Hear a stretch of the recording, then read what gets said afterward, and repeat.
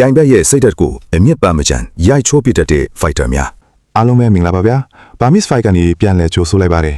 ကျွန်တော်တို့ရဲ့ပွဲသုံးသက်ချက်တွေမှာအမြဲတမ်းလိုထည့်ပြောလိရှိတဲ့အကြောင်းအရာတစ်ခုရှိပါတယ်အဲ့ဒါကတော့ဒီ fighter နဲ့တွေ့ပြီးရှုံးသွားတဲ့သူတွေဟာစိတ်ဓာတ်ပိုင်းဆိုင်ရာလုံးဝပြိုလဲသွားတတ်တဲ့ဆိုတဲ့အချက်ပါပဲအခုတစ်ခေါက်မှာတော့အဲ့ဒီလိုပြိုင်ဘက်ရဲ့ mentality ကိုပါအလဲထိုးပစ်တတ်တဲ့ကြောက်စရာကစားသမားတွေအကြောင်းကိုအသေးစိတ်ခွဲခြမ်းစိတ်ဖာတင်ဆက်ပေးသွားမှာဖြစ်ပါတယ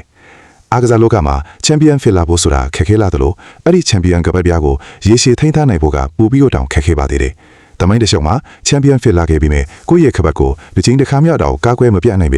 လွယ်နဲ့ပြန်ပြိုသွားခဲ့တဲ့ထိပ်တန်းဖိုက်တာပေါင်း17ယောက်ထက်မနည်းရှိခဲ့ဖို့ပါတယ်။ဒါဟာဘာဖြစ်လို့လဲဆိုတော့သူတို့ရဲ့စိတ်ဓာတ်ပိုင်းဆိုင်ရာခံနိုင်ရည်နဲ့ပတ်သက်နေလို့ပါပဲ။မကြသေးခင်ကလူမှုကွန်ရက်မှာဗီဒီယိုလေးတစ်ခုတော်တော်လေးနာမည်ကြီးနေတာတွေ့ရပါတယ်။အဲ့ဒါကတော့ချန်ပီယံဟောင်းကြီးတယောက်သူအရှုံးကြီးရှုံးနေခဲ့ရတဲ့ပွဲစဉ်ဟောင်းကိုပြန်ကြည့်ပြီးဝယ်နေပတ်လက်ဖြစ်နေတဲ့အခြေအနေပါသူကဘာပြောလဲဆိုတော့အရင်တုန်းကလည်းပွဲတွေရှုံးခဲ့ဖို့တာမှန်ပေမဲ့ဒီပွဲတုန်းကလိုမျိုးတစ်ဖက်သက်အရှုံးရအမာရွတ်တွေအများကြီးနဲ့စိုးစိုးဝါးဝါခံစားခဲ့ရတာမျိုးတခါမှမရှိခဲ့ပါဘူးတဲ့သူဒီလိုမျိုးအရှုံးကြီးကြုံလိုက်ရတဲ့အချိန်မှာကိုလည်းတနာမိတယ်လို့တကယ်ကိုကြေကွဲစရာကောင်းလို့အရင်ကသူ့ကိုရှုံးခဲ့ဖို့တဲ့သူတွေလည်းဒီလိုမျိုးပဲခံစားခဲ့ရမှာပါလားဆိုပြီးကိုချင်းစာစိတ်ပါဝင်လာတယ်လို့ဆိုပါတယ်ဒါပေမဲ့လည်းသူဟာဒီလိုအရှုံးထဲမှာပဲနေမောမနေပဲအကောင်းဆုံးအရှိန်ဟုန်နဲ့ပြန်လာဖို့ကြိုးစားမှုမျိုးလို့ကြုံဝါသွားခဲ့ပါတယ်ဗီဒီယိုတွေကသူ့လပုံစံကိုကြည့်ရတာတကယ်ကိုစိတ်ဓာတ်တွေကျဆင်းပြီးတော်တော်လေးကိုကွဲကျင်နေတဲ့ပုံစံမျိုးဖြစ်နေတာပါဒါဟာကျွန်တော်ပွဲမတိုင်ခင်ကနေကကြိုတင်သုံးသပ်တည်ပေးခဲ့တဲ့အချက်ပဲဖြစ်ပါတယ်အကယ်၍ဒီလိုပွဲမျိုးမှာရှုံးသွားခဲ့ရင်စိတ်ဓာတ်ပိုင်းဆိုင်ရာလုံးဝပြိုလဲသွားနိုင်တယ်ဆိုတာလက်ရှိပွဲရလဒ်တွေကတည်ပြနေတာပါဘာလို့လဲဆိုတော့တချို့ fighter တွေရဲ့ကစားပုံက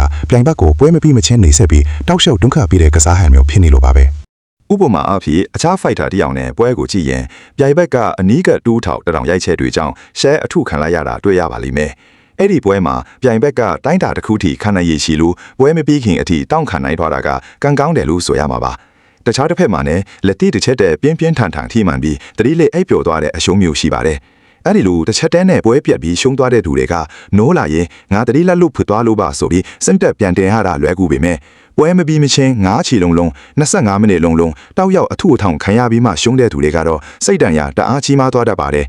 ်ဒီအပေါ်မှာနောက်ထပ် fighter တယောက်ကတည်းဝင်ရောက်လေတိုက်ဖူးတာရှိပါတယ်သူကမင်းကတော့အမှတ်နဲ့ပဲနိုင်ခဲ့တာငါကတော့ပြိုင်ဘက်ကိုအလဲထူးပြခဲ့တာဆိုပြီးကြွားလုံးထုတ်တဲ့အခါချန်ပီယံကတလုံးတည်းနဲ့ပြန်ပိတ်လိုက်တာကတော့မင်းထူးခဲ့ရတဲ့ပြိုင်ဘက်ကငါအယိုးဒီအကုန်ရိုက်ချူးပစ္စည်းအောင်လုပ်ပေးထားပြီးသားလူနာစီမလို့ကားတယ်ဒီစကားကတကယ်ကိုမှန်ကန်ပါတယ်ကစားသမားတယောက်ဟာရှူးရှိန်တွေတောက်ရောက်တန်နီးပြီးနိုင်ပွဲဆက်နေတဲ့အချိန်မှာသူ့ကိုအနိုင်ယူဖို့ဆိုတာအင်မတန်ခက်ခဲပါတယ်တကယ်ပါရမီရှင်တွေတွေးဆုံတဲ့ပွဲစဉ်တွေမှာဆိုရင်တောက်ရောက်အသားစီယာနေတဲ့သူကပြိုင်ဘက်ကိုလုံးဝမချန်တန် crack ဖြစ်အောင်နှိပ်ကွက်ပစ်တာမျိုးတွေရှိတတ်ပါတယ်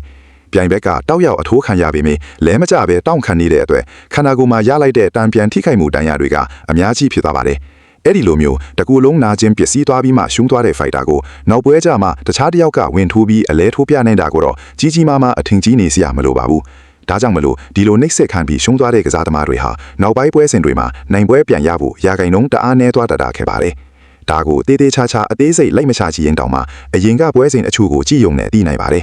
ဥပမာထိတ်တန်းပွဲစဉ်တစ်ခုမှာဆိုရင်ချန်ပီယံကစံချင်းတင်တိုက်စစ်စင်မှုတွေကိုထုတ်သုံးသွားခဲ့လို့ပြိုင်ဘက်ရဲ့မျက်နှာတစ်ခုလုံးပုံပြတ်ပန်းပြတ်ဖြစ်သွားခဲ့ရပါတယ်အဲ့ဒီပွဲနောက်ပိုင်းမှာအဆိုပါပြိုင်ဘက် fighter ဟာသူ့ရဲ့အစ်စ်အမှန်တကယ်ကောင်းမွန်ခဲ့တဲ့ form အဟောက်စီကိုဘယ်တော့မှပြန်မရောက်နိုင်တော့ပါဘူး။ဘာလို့လဲဆိုတော့လူတစ်ယောက်ဟာပွဲတစ်ခုထဲမှာတင်အဲ့ဒီလောက်အထိအစာမတန်နှိပ်စက်ချေမှုန်းခံလိုက်ရပြီးဆိုရင်စိတ်ပိုင်းဆိုင်ရာရောခန္ဓာကိုယ်ပိုင်းဆိုင်ရာပါတော်တော်ကြီးကိုပျက်စီးသွားတတ်လို့ပါပဲ။တကယ်တော့ကစားသမားတစ်ယောက်ချင်းစီရဲ့ဘဝမှာဒီလိုအခြေအနေမျိုးတွေကိုကျွန်တော်ဘယ်သူမှမကြုံတွေ့စေချင်ပါဘူး။ fighter ဘဝမှာရှုံးနိုင်မှုဆိုတာကြုံရမှာမဲ့ဖြစ်ပေမဲ့ရှုံးတဲ့ပုံစံချင်းကတော့မတူပါဘူး။ဥပမာချုပ်ကွက်မိသွားလို့ရှုံးတာမျိုးဒါမှမဟုတ်တတိတစ်ချက်လစ်သွားလို့တစ်ချက်တည်းထီပြီးလဲကျသွားတာမျိုးဆိုရင်နောက်ပွဲကြရင်ပိုကောင်းအောင်စူးစမ်းပြီးပြန်ထားလာလို့ရပါသေးတယ်။ဒါပေမဲ့25မိနစ်လုံးကြိုးဝိုင်းထဲမှာပိတ်မိပြီးအရေးအတွက်ရကကြည့်ရင်1မိနစ်ကိုလက်တီးခြေတီးချက်ပေါင်း25ချက်ကနေအချက်50အထိပွဲမပြီးမချင်းတောက်လျှောက်အထိုးခံရပြီးမှရှုံးသွားတဲ့တန်ရာမျိုးကတော့ခန္ဓာကိုယ်ကောင်စိတ်ပါလုံးဝပြာကျသွားစေတတ်ပါတယ်။တစ်ချက်တည်းနဲ့ပွဲပြီးသွားတဲ့သူခံရတဲ့တန်းနဲ့တပွဲတုံးအချိန်ပြီးတောက်ဆောင်ထိချက်တဲ့ယူသွားရတဲ့သူခံရတဲ့တန်းကလုံးဝနိုင်ရှင်လို့မရပါဘူး။အဲ့ဒီလိုအခြေအနေမျိုးကြုံပြီးသွားရင်အရင်က mentality မျိုးပြန်ရဖို့ဆိုရင်အစကနေခဲရခဲစေပြန်ပြီးတည်ဆောက်ရပါလိမ့်မယ်။ကျွန်တော်အနေနဲ့ပြိုင်ဘက်တွေအခုလိုစိတ်ဓာတ်ပြိုလဲသွားတာကိုဝမ်းထားတာမျိုးမဟုတ်ပါဘူး။ဒါပေမဲ့ဒါကလက်ရှိအားကစားလောကရဲ့သဘာဝဖြစ်နေလို့ပါ။နောက်ထပ်လာမယ့်ပွဲစဉ်တွေမှာလည်းချုပ်ကွက်ကောင်းကောင်းနဲ့ပွဲသိမ်းနိုင်တဲ့ fighter တွေရှိနေပေမဲ့အကယ်၍သာချန်ပီယံရဲ့တောက်ဆောင်နှိမ့်ဆက်မဲ့တိုက်စစ်အောက်ကနေမယုံထွက်နိုင်မှုဆိုရင်တော့အသက်အရွယ်ရပါကြည့်ရင်အဆိုပါပြိုင်ဘက်တွေရဲ့ကစားသမားဘဝဟာလုံးဝတောင်းထီပြီး အဆုံးသတ်သွားနိုင်ခြေရှိပါတယ်